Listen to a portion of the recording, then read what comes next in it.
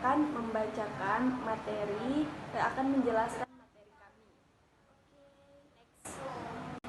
Yang pertama yaitu pengertian demam. Demam merupakan gejala dari beragam kondisi dan penyakit. Biasanya demam dapat disertai dengan gejala lain akibat kondisi yang mendasarinya. Beberapa antaranya yaitu sakit kepala, berkeringat, menggigil, lemas, nyeri otot, dan kehilangan nafsu makan. Demam dapat disebabkan dengan berbagai kondisi seperti penyakit infeksi seperti virus, bakteri, jamur, dan parasit. Penyakit yang menyebabkan pendarahan kronis, menerima beberapa jenis imunisasi seperti diferi dan tetanus, menerima obat dan kanker. Pengobatan dan cara pencegahan demam.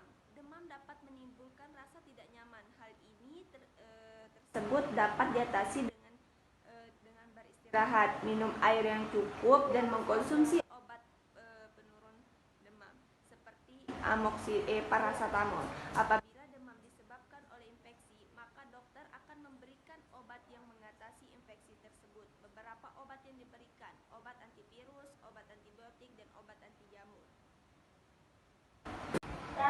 Cara pencegahan demam yaitu hanya jika kondisi atau penyakit yang menyebabkan demam itu tersendiri. Oke, penjelasan selanjutnya akan dilanjutkan oleh teman saya, Safira.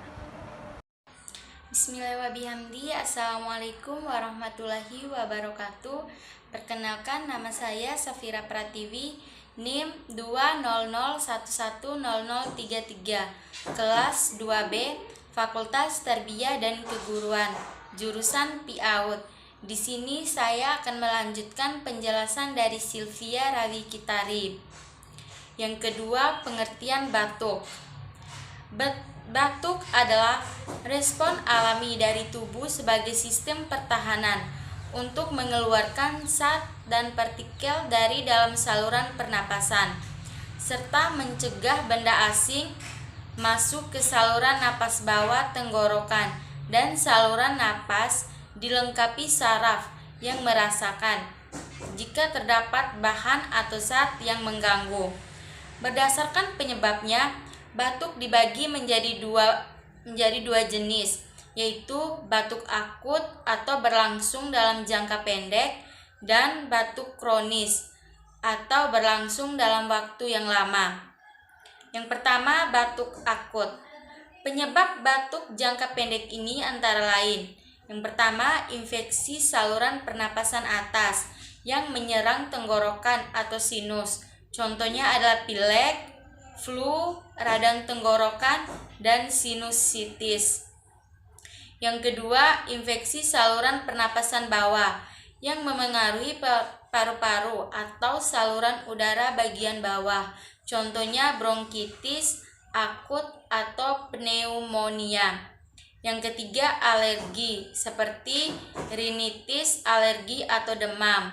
Yang keempat, peningkatan dari kondisi kesehatan jangka panjang seperti asma, penyakit paru obstruktif kronis, atau bronkitis kronis. Dan yang kelima, menghirup debu atau asap. Yang kedua yaitu batuk kronis. Secara umum, penyebab batuk kronis adalah: yang pertama, infeksi saluran pernapasan jangka panjang seperti bronkitis kronis. Yang kedua, penyakit ini juga biasanya disertai gejala lain seperti meni, sesak napas, dan nyeri dada. Yang ketiga, merokok. Gejala batuk. Batuk biasanya ditandai oleh gejala awal berupa gatal pada tenggorokan. Selain gatal, seringkali juga disertai dengan radang, sehingga membuat tenggorokan terasa sakit saat menelan. Pengobatan batuk. Umumnya, batuk ringan jarang membutuhkan langkah pengobatan khusus. Sebaiknya periksa diri ke dokter bila mengalami gejala batuk sebagai berikut.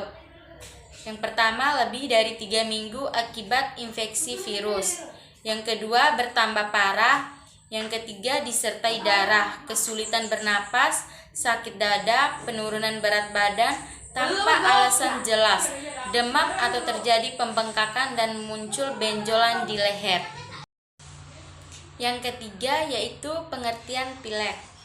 Batuk pilek atau common cold yang dikenal juga dengan selesma adalah infeksi virus ringan pada saluran pernapasan bagian atas, yaitu hidung dan tenggorokan.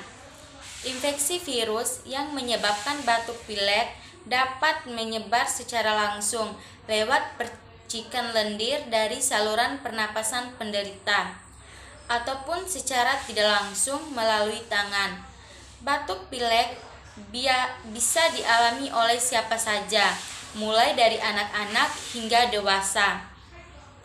Gejala pilek. Gejala dan penyebab pilek. Gejala pilek, penderita biasa merasakan suatu atau lebih gejala, namun gejala yang paling sering dirasakan penderita pilek antara lain: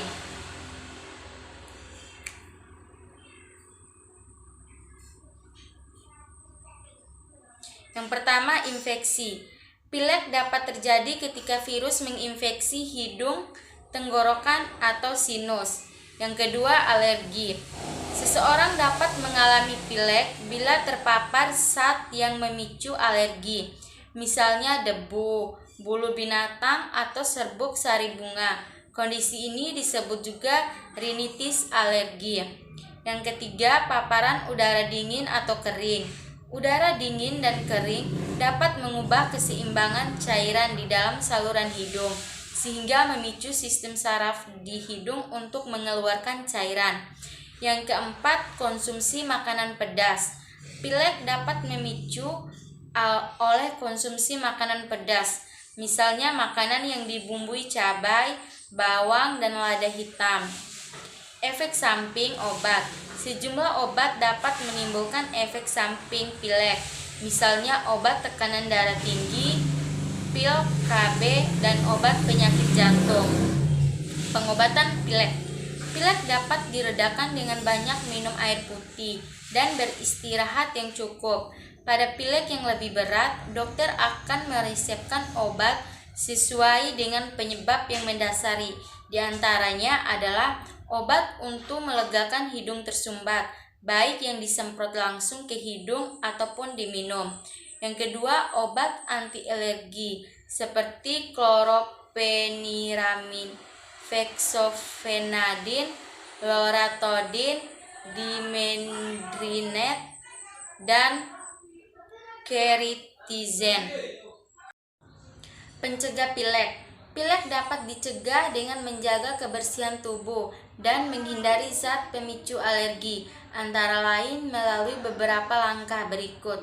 Yang pertama, rutin mencuci tangan agar terhindar dari kuman. Yang kedua, hindari berdekatan dengan orang yang sedang pilek. Yang ketiga, gunakan tisu saat mengeluarkan lendir dari hidung dan cuci tangan setelahnya. Yang keempat, konsumsi makanan bergizi dan rutin berolahraga untuk memperkuat sistem kekebalan tubuh. Yang kelima, kenakan masker untuk menghindari zat yang dapat memicu alergi seperti debu atau serbuk sari. Yang keenam, berhenti merokok untuk mencegah iritasi dan radang pada rongga hidung. Yang ketujuh, rutin menerima vaksin flu setiap tahun. Yang keempat, pengertian diare. Diare merupakan sebuah kondisi ketika pengidapannya melakukan buang air besar atau BAB lebih sering dari biasanya. Di samping itu, fase pengidapan diare lebih encer dari biasanya, hal yang perlu diwaspadai. Meski diare bisa berlangsung singkat, tapi bisa pula berlangsung selama beberapa hari. Bahkan dalam beberapa kasus bisa terjadi hingga berminggu-minggu. Penyebab diare. Ada beberapa kondisi yang bisa membuat seseorang mengalami diare. Umumnya diare disebabkan oleh hal-hal berikut. Yang pertama, intoleransi terhadap makanan seperti laktosa dan fruktosa. Yang kedua, alergi makanan. Yang ketiga, efek samping dari obat-obat tertentu. Yang keempat, infeksi bakteri, virus, dan parasit. Yang kelima, penyakit usus. Yang keenam, pasca operasi batu empedu. Yang kedelapan, radang pada saluran pencernaan seperti pada penyakit Crohn, olitis ulceratif, atau olitis mikroskopik. Dehidrasi merupakan gejala paling umum yang menyertai diare. Pada anak-anak, diare dapat ditandai dengan jarang buang air kecil, mulut kering, serta menangis tanpa mengeluarkan air mata. Pada keadaan dehidrasi berat, anak dapat terlihat cenderung mengantuk, tidak responsif, mata cekung, serta kulit perut yang dicubit tidak kembali dengan cepat. Pengobatan diare. Ada beberapa hal yang bisa dilakukan dokter untuk mengatasi diare. Misalnya konsumsi banyak cairan untuk menggantikan kehilangan cairan, baik melalui oral maupun melalui intravena. Yang kedua, pemberian obat yang dapat melawan infeksi bakteri. Pencegahan diare. Beberapa upaya untuk mencegah diare antara lain. Yang pertama, selalu mencuci tangan, terutama sebelum dan setelah makan, setelah menyentuh daging yang belum dimasak, setelah dari toilet, atau setelah bersin dan batuk dengan menggunakan sabun dan air bersih. Yang kedua, mengonsumsi makanan dan minuman yang sudah dimasak hingga matang sempurna, serta menghindari makanan dan minuman yang tidak terjamin kebersihannya. Sekian persentase dari kelompok kami. Mohon maaf apabila ada kesalahan. Wabillahi taufiq wal hidayah. Wassalamualaikum warahmatullahi wabarakatuh.